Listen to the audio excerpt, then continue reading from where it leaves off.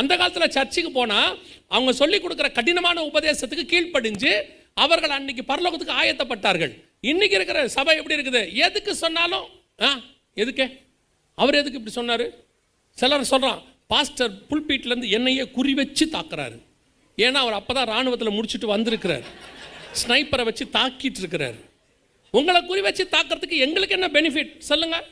நீங்களே வாரத்துக்கு ஒரு நாள் தான் வரீங்க, 2 மணி நேரம் தான் வந்து உட்காடுறீங்க.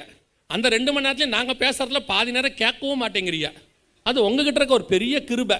நல்லா குளித்து பவுடர் போட்டு வந்து உட்காந்து தூங்குறியா? இது எப்படி தான் முடியுதுன்றதே எங்களுக்கு புரியவே இல்லை இன்னை வரைக்கும். ஏன்னா குளிச்சு பவுடர் போட்டாச்சுன்னா தூக்கம் வராதும்பாங்க. குளிச்சு பவுடர் போட்டு வந்து தூங்குறிய, அதுவும் பெந்தகோஸ்தே சபைக்குள்ள தூங்குறீங்க, அது அதை விட பெரிய விஷயம். மற்ற சபையிலையாவது சவுண்ட் இருக்காது, நாங்கள் சவுண்டு பார்ட்டி. ஆராதனையிலேருந்து பேசுறதுலேருந்து நடுவில் 4 அல்லேலூயா போடாட்டி இவருக்கும் செய்தி வராது, அவங்களுக்கும் வராது.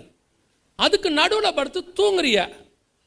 இதில் சபைக்கு வர நோக்கமே உங்களுடைய காரியமே இவ்வளோதான் இருக்குது. இந்த 2 மணி நேரத்தில் நாங்கள் சொல்லி கொடுக்கறதுல அவ்வளோ கஷ்டம் உங்களுக்கு. 3/4 மணி நேரத்தை தாண்டி 10 நிமிஷம் பேசிட்டா போதும், பாஸ்டர் இழுத்துக்கிட்டே இருக்காரு.